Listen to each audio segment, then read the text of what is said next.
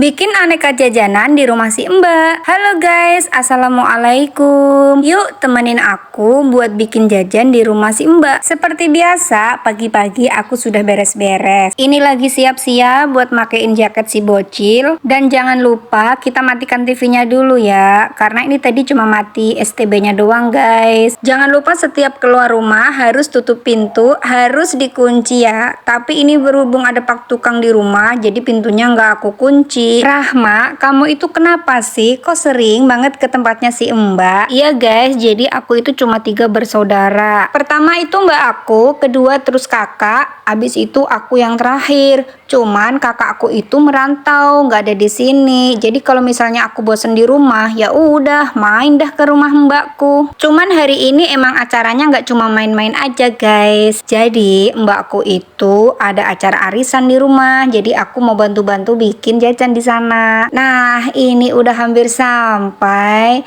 Mbakku tuh jualan es, kedai kecil-kecilan kayak gini loh guys. Ini ipar aku. Nah kan dia itu sudah mau ngegendong si bocil. Tapi kataku barang-barang aku turunin dulu atuh mas. Ini langsung aku disuruh buat motong-motongin bumbu ya. Ada cabai, ada bawang merah, ada yang putih. Karena kalian mau tahu nggak? Ini aku mau ngapain? Mau bikin asem-asem guys. Langsung lapar nih aku denger asem-asem. Kalau ini si mbak mau bikin lapis rainbow guys. Ini caranya nih. Jujur ya, pembuatan lapis rainbow itu sangat-sangat lama guys. Kan berlapis-lapis gitu ya. Di kompor yang satu, asem-asemnya sudah mateng guys.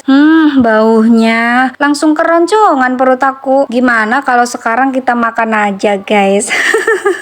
Kerja belum, makan udah duluan. Aduh Rahma, ini dia penampakan asem-asem yang aku buat guys. Langsung saja aku mau makan, tapi aku nggak pakai nasi ya. Ini cuma mau nyobain asem-asem buatan aku. Sumpah ini tuh enak banget. Tuh kan, sebentar juga langsung habis. Karena perut sudah kenyang, waktunya aku pegang kerjaan. Kata si Mbak itu gini, awas ya motongnya, jangan kegedean, jangan kekecilan, harus sama. Aduh, kalian tahu nggak guys, gemeteran tangan aku. Tuh kan, kata mbak aku, kenapa motongnya kagak sama? Ada yang tipis, ada yang tebel. Tapi kata mbak aku, ya udah nggak apa-apa, orang bukan buat lomba ini. Selesai motong bolu, Rahma mau bikin Nogosari Bandung guys. Kalian tahu nggak kenapa sih ini namanya harus Nogosari Bandung? Kenapa nggak Nagasari Jakarta atau Nagasari dari Tangerang? Harus gitu ya dari Bandung. Terus kalau di tempat kalian, jajanan yang lagi aku bikin ini namanya apa guys? Menurut aku tuh jajanan ini gampang-gampang susah loh. Kalian lihat sendiri kan, aku tuh kepanasan. Karena ini tuh bikinnya harus dalam keadaan panas-panas. Udah pakai elap, tetep aja susah. Akhirnya aku pakai sarung tangan guys.